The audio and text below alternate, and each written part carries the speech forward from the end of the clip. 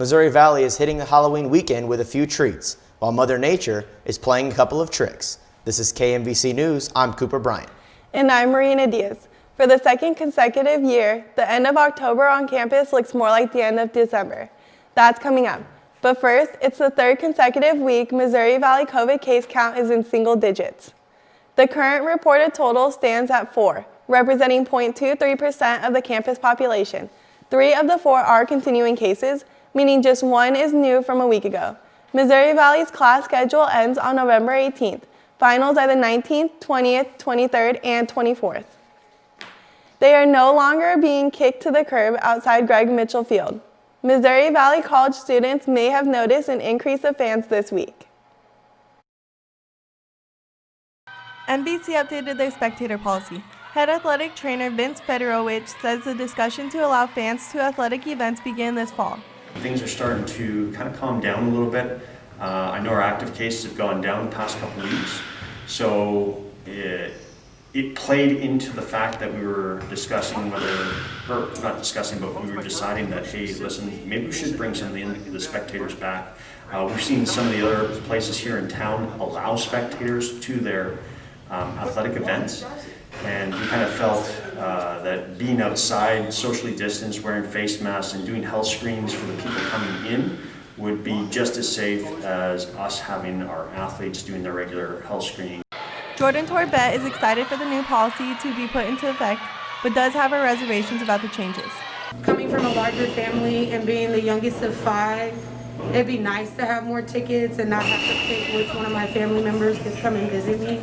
I do think people will misuse the spectator policies because people that don't have family coming will just use somebody else's code to get more tickets.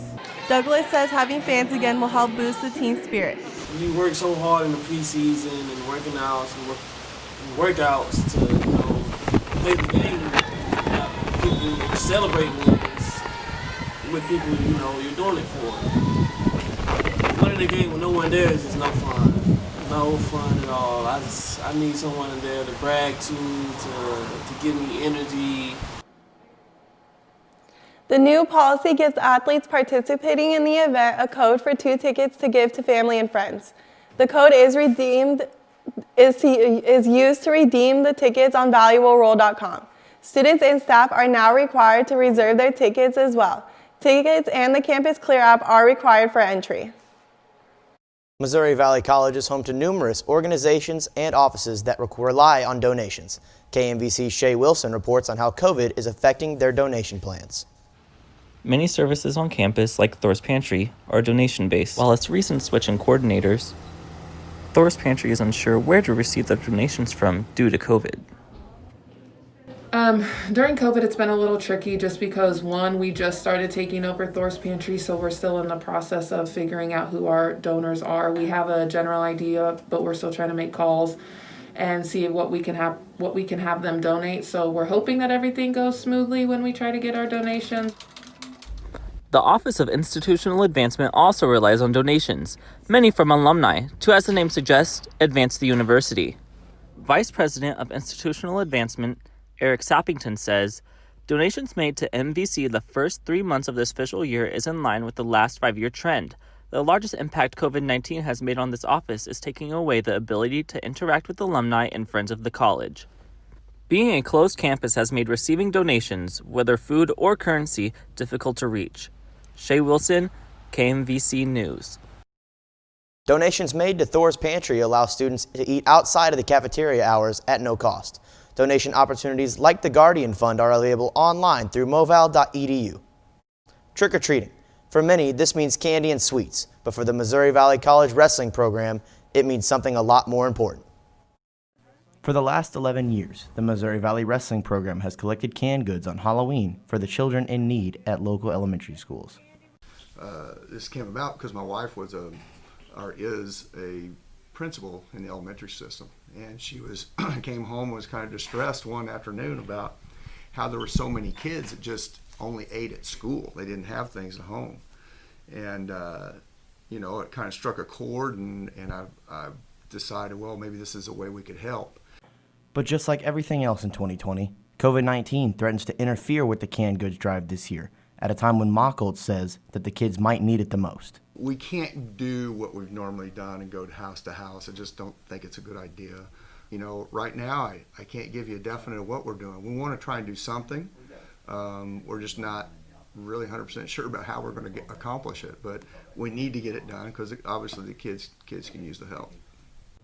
Whether it be door-to-door pickup or drop-off locations, Missouri Valley wrestler Wendell Chesney says that he really enjoyed his time during Cans for Kids last year, and he really hopes that they can find a way to do it again this year.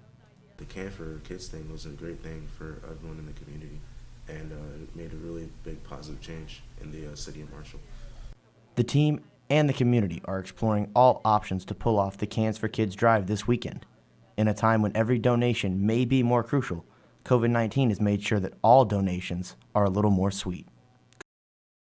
The team collected more than 2,000 cans the year ago. Missouri Valley College is home to a campus of first-time voters. As the 19th Amendment, which first gave women the right to vote, turns 100, KMVC's Shay Wilson reports how Missouri Valley women are using their right to vote in 2020. 2020 is the 100-year anniversary of women's suffrage. Many students at Missouri Valley, like Savannah Fields, are surprised it's so recent. Just because back in the day, women weren't typically, honorable to vote, and guys back then just did not care about women's opinions.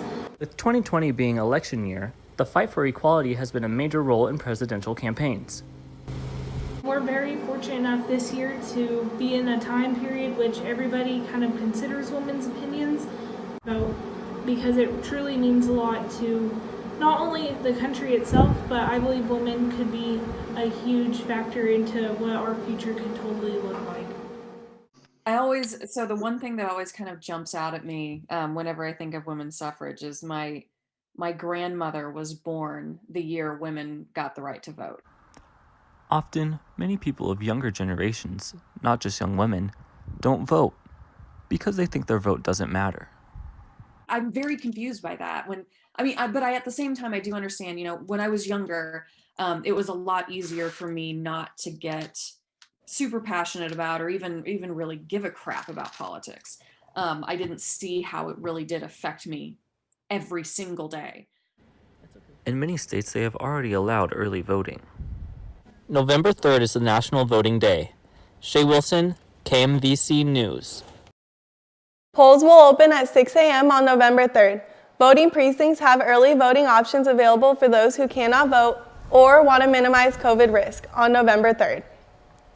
The Missouri Valley College Repertory Dance Ensemble took some measures due to COVID by taking its act on the road.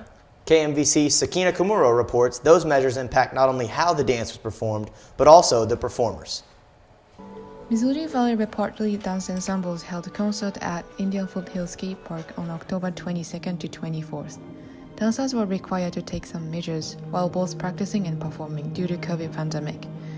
Professor of dance Janie Morgan says that there were some measures dancers had to work on not to spread COVID in the team. And the measures that we've taken because of COVID, obviously we wear masks, but I decided pretty early on to switch our concert to an outdoor concert. So we had it at the skate park, which allowed the dancers to have ample distancing. Wearing masks has been avoiding the spread of COVID in the team. However, it has been creating some struggles for dancers. A member of MVC Repertory Dance Ensemble, Jonathan Baker, says it has been challenging for her to wear masks while performing. Dancing in masks is not the most fun, especially when we're in the studio. It's really hard to breathe and communicate.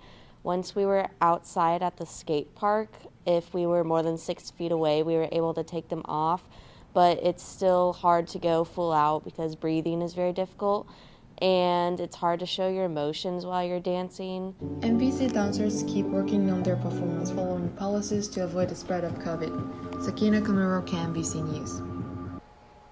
Next on the Fine Arts calendar is the Instrumental Chamber Music Concert on November 6th. The concert is set to be streamed through moval.edu and stretchinternet.com. October is considered the peak as far as the fall colors go for mid-Missouri. But that color was hidden under a blanket of white. Marshall was unofficially hit with a little less than an inch of snow on the 26th. Missouri Valley had snow leading up to and on Halloween a year ago as well.